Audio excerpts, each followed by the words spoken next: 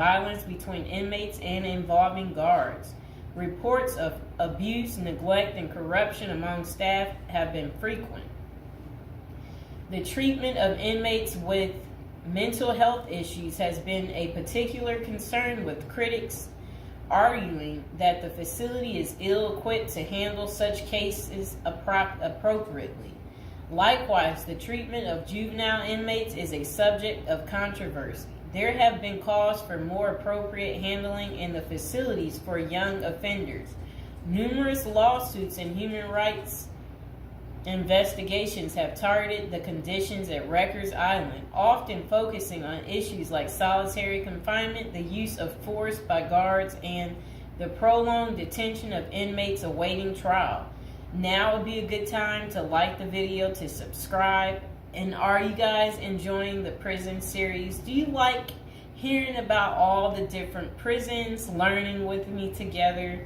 If so, go ahead and comment below. So, when visiting Rikers, journalists and prison reforms discovered temporary holding cells described as covered with rotten food, urine, and feces and blood. Inmates were using plastic sheets for blankets and cardboard boxes for beds.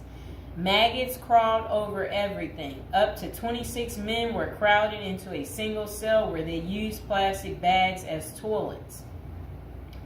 Prisoners kept in holding cells, which should be used for only 24 hours or less, often stayed there for more than a week awaiting transfer. In that time, food and medical services were not routinely provided. Now let's hear that paragraph again, just a small bit of it.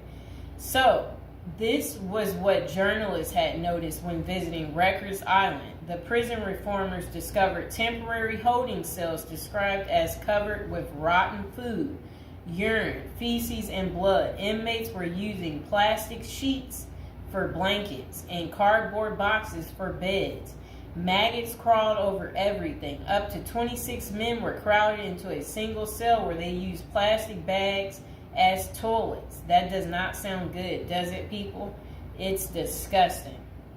So over the years, there have been various attempts to reform Rikers Island, focusing on improving conditions, reducing violence, and providing better mental health care.